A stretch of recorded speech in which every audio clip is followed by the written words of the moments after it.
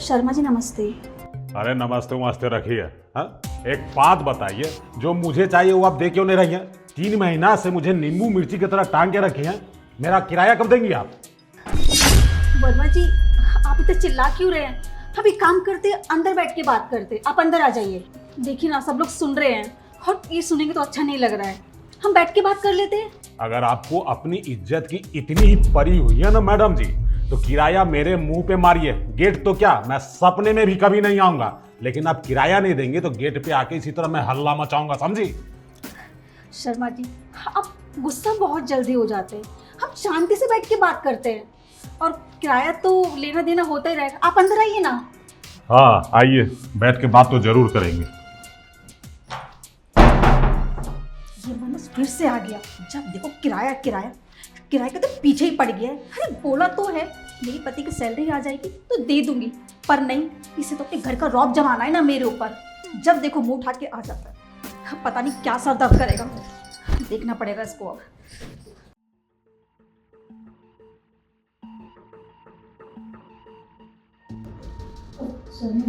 चाय पानी ले लिया?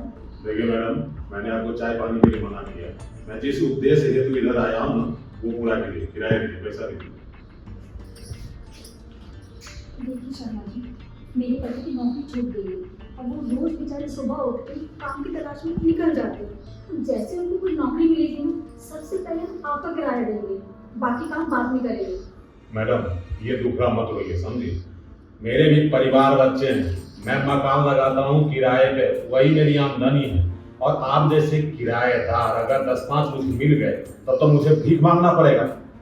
रूम देते वक्त मैंने ये तय नहीं किया था कि अगर आपके पति की नौकरी चली जाएगी तो आप बहाना दर बहाना बनाते जाएंगे और मुझे किराया नहीं देंगे।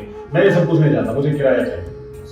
बस एक मौका दे दीजिए, हम आपका सारा किराया चुकता कर देंगे। अब देखिए ना, मेरे बच्चे बहुत परेशान है। एक तो आपका किराया, ऊपर से राशन वाले का किराया, सबका हमारे तो सर पे भारी पड़ा हुआ है।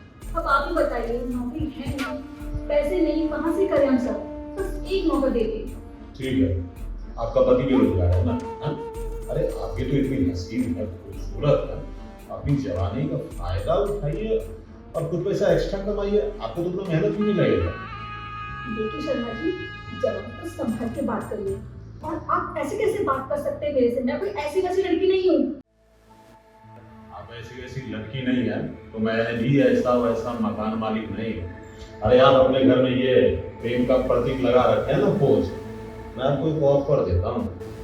आप मेरे साथ यही सब खेल खेलिए, मैं आपसे किराया उराया नहीं मांगूंगा, समझिए? और मैडम आप इतनी ही इज्जतदार है ना, तो ये काम कीजिए, किराया दीजिए। नहीं तो ऐसे सोना तो मैं जानता, समझिए? मैं शाम में आऊँगा, अगर आपने किराया नहीं दिया तो आपको आपके पति सहित घर से लात मार के भगा दूंगा, समझी? शर्मा जी मेरी बात तो सुनिए। जब देखो धमकी पे धमकी देता रहता है और किस चीज का रोक जमाता है मेरे ऊपर, इस घर का। मैंने किराए मकान नहीं ले लिया, अपने सर पे आफत मोल ले लिए। और इस इंसान से मैंने एक मौत तो मान ली है, पर नहीं, इसको तो मेरी बेइज्जती करेंगे। और जाते जाते एक काम तो अच्छा कर दिया, अपनी औकात दिखा दी। लगता है इसकी नजर है, हमने इसका फायदा। मैंने तो देखा मुझसे कराया, वैसे बोला मुझसे। अब देखिए कौन किससे कराया।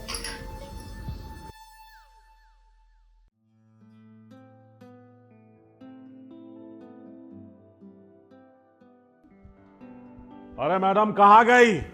जल्दी आइए और किराया दीजिए।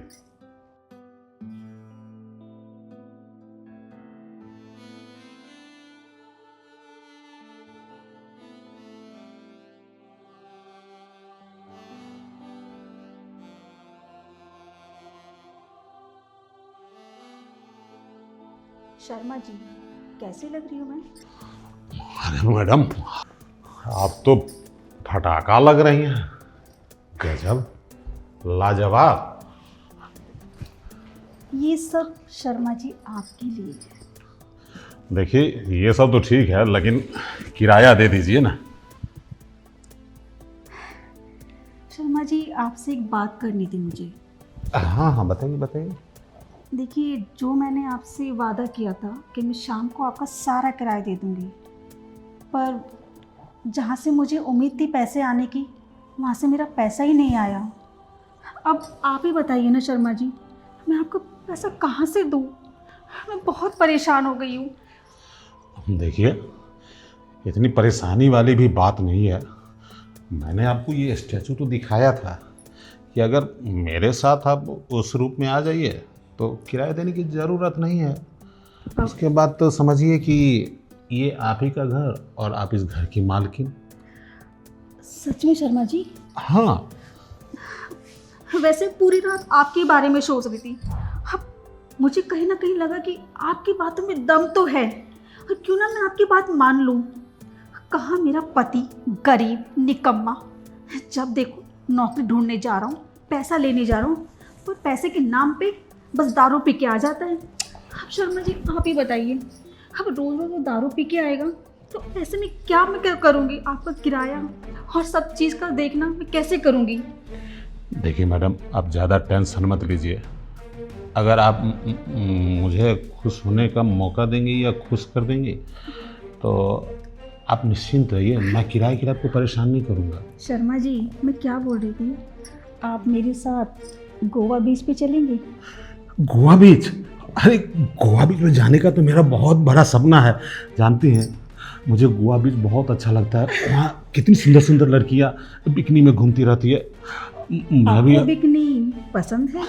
अगर आप पहन के आएंगी ना तो मेरे दिल की मुराद पूरी हो जाएगी। बहुत मज़ा आएगा आपके साथ। आप कहें और मैं ना पहनूं, ऐसा हो सकता है? पर शर्मा जी, एक परेशानी और है मेरी। अब क्या हुआ? देखिए, अब आप मेरे साथ सब कुछ करने के लिए रेडी हैं ना, तो आपकी परेशानी अब मेरी परेशानी हो गई। बताइए आपको क्या परेशानी? शर्मा जी, वो बात नहीं है। मेरी एक सहेली है जिससे मैंने खर्चा ना चलने की वजह से 1 लाख रुपए उधार ले लिए थे।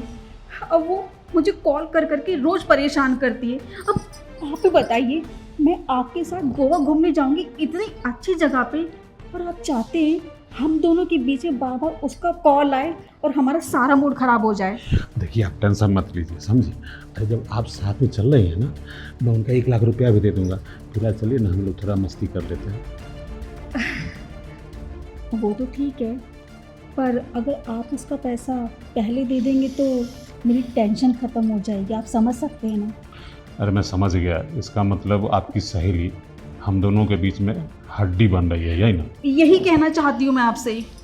कोई बात नहीं, आप उस सहेली का नंबर दीजिए, मैं भी उसको ट्रांसफ़र कर देता हूँ 1 लाख रुपया। अब आप एक काम कीजिए, आप मेरे नंबर पे ट्रांसफ़र कर दीजिए, मैं उसको कर दूँ। कहीं आपका नंबर पहुँच गया तो आपको रोज़ परेशान करेगी वो।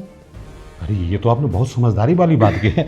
कोई बात नहीं, मैं आपके नंबर पे अभी 1 लाख रुपया ट्रांसफ़र कर देता हूँ। हाँ, उसी वाले नंबर पे।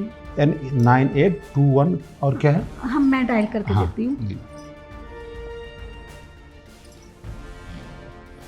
देखिए, सिर्फ आपके रिस्क पे ट्रांसफ़र कर रहा हूँ। शर्मा जी, आप इतने अच्छे इंसान हैं, ये मैंने सोचा ही नहीं था।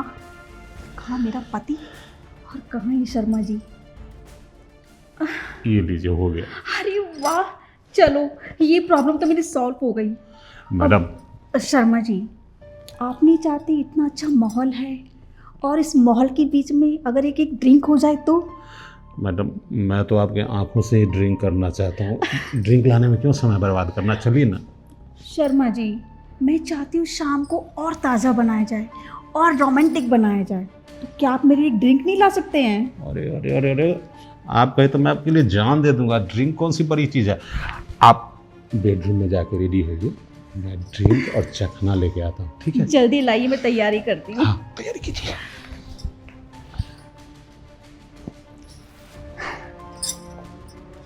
बकरा फंस गया मेरे जाल में।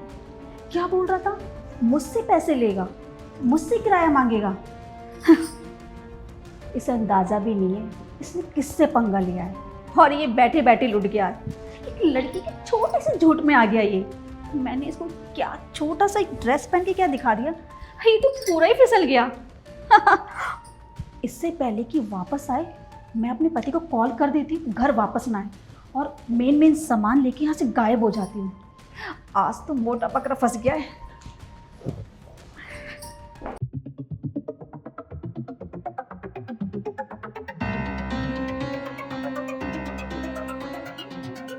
अरे बेबी, कहाँ हो तुम? देखो पीने के लिए और चखना भी लेके आया हूं। अरे जल्दी बाहर आओ।